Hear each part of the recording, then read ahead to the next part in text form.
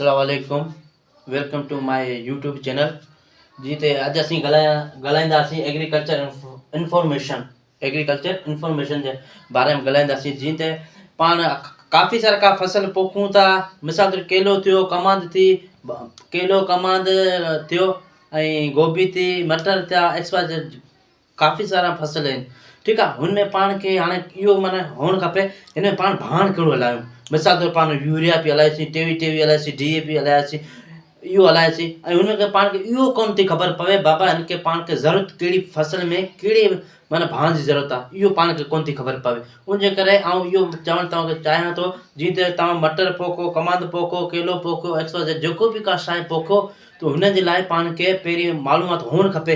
यार हिन खे पाण खे पहिरीं कहिड़ो भाण ॾियणो आहे, कहिड़ी दवा ॾियणी आहे, की माना हाणे हिन जे भाण ॾिनो, हाणे टेवी ॾिनी या टेवी ॾिनी, हाणे वरी पाण खे हिन खे कहिड़ो माना भाण ॾींदासीं।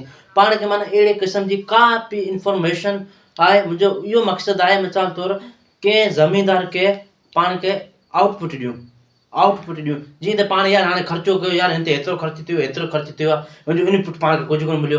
बाबा हाणे पाण खे इहो ई कोन ख़बर यार हिन केले ते कहिड़ो भाण ॾियणो आहे, कमाद में पाण खे कहिड़ो भाण ॾियणो आहे, बाग खे कहिड़ो भाण ॾियणो आहे, मटर खे कहिड़ो भाण ॾियणो आहे, गोभी खे कहिड़ो भाण ॾियणो आहे, मिर्चनि खे कहिड़ो भाण ॾियणो आहे, ऐं कहिड़े माना साल में कहिड़े महीने में कहिड़ो फसल पोखिजे, इहो त पाण खे ख़बर ई कोन हूंदी आहे। पाण मिसाल तौरु पोखणु पाण खे बसरु आहे, पाण हुते पोखूं था, गोभी पोखूं था, केॾां थींदी, कोन थींदी।